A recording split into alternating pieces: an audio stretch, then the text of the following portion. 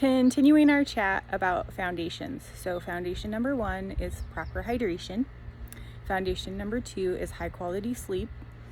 And foundation number 3 is circadian rhythm sequencing. So one of the reasons that I really encourage having your foundations set is that any other thing that you want to try, biohacking, even disease management, cleanses, maintenance, longevity, for them, whatever you're doing to promote those things or cultivate those things, your body to be able to effectively manage what you're asking it to do needs to have these foundations in place.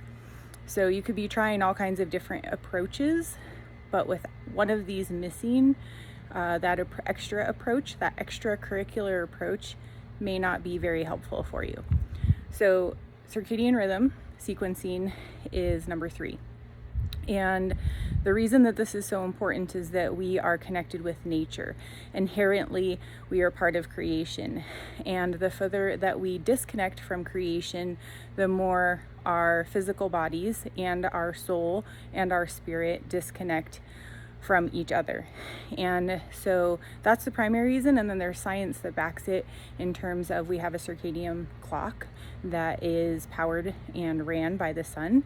So if you're not getting sunlight at the proper times of day, you could have hormone dysregulation, you can have sleep dysregulation, you can have a lot of outcomes like obesity can happen, mood changes.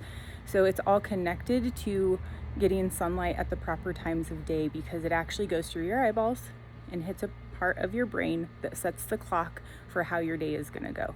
And there are actually other minor clocks that are also set. One thing I would note is that I would separate vitamin D from the sunshine out from circadian rhythm sequencing. It is a part of it, but because vitamin D is huge in the nutrition world, we'll talk about that separate when we talk about micronutrition in step 4. Step 3, getting up, getting sunlight in your eyes before 10 a.m., preferably closer to sunrise if possible, for 10 to 20 minutes. Getting out at sunset so you can trigger melatonin.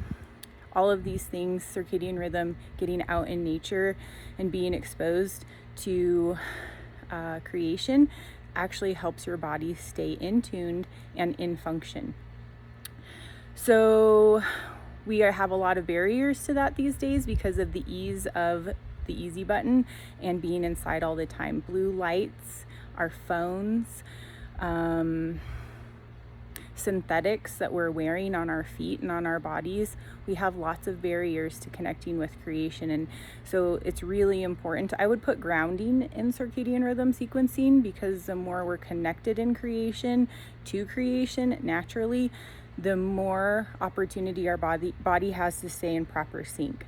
So I talked about your eyeballs a minute ago, but your skin has sensors on it. Your hair is a sensor. Your eyeballs are a sensor. Your nose, your olfactory nerve is a sensor.